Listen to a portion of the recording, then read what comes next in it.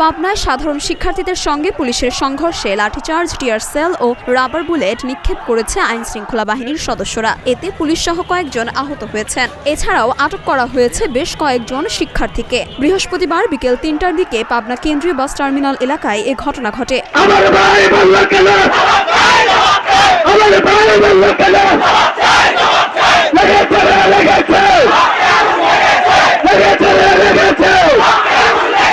প্রত্যক্ষদর্শী শিক্ষার্থী ও পুলিশের সঙ্গে কথা বলে জানা গেছে, পাবনা শহর থেকে শিক্ষার্থীদের একটি অংশ এবং পাবনা বিজ্ঞান ও প্রযুক্তি বিশ্ববিদ্যালয় এলাকা থেকে শিক্ষার্থীদের আরেকটি অংশ পাবনা কেন্দ্রীয় বাস টার্মিনাল এলাকায় জড়ো হন। এ সময় তারা একত্রে আবারও পাবনা শহরে প্রবেশের চেষ্টা করেন।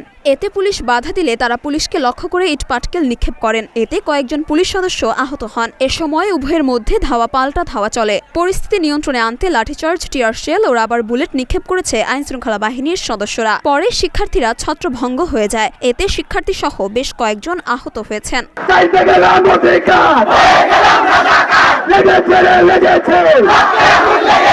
এর আগে দুপুর 12:30টার দিকে পাবনা সরকারি এডওয়ার্ড কলেজের মেইন গেটে জড়ো হয়ে বিক্ষোভ করেন শিক্ষার্থীরা। পরে কলেজের ডিগ্রি বটতলা মোড়ে ছাত্রলীগের সঙ্গে ধাওয়া পাল্টা ধাওয়া ও গোলাগুলির ঘটনা ঘটে। এ সময় শিক্ষার্থীরা ছাত্রলীগের 5টি মোটরসাইকেল ভাঙচুর করেছে। পরে মূল শহর দখল করে ব্যাপক শোডাউন দিয়ে বাস টার্মিনালের দিকে চলে যায় সাধারণ শিক্ষার্থীরা।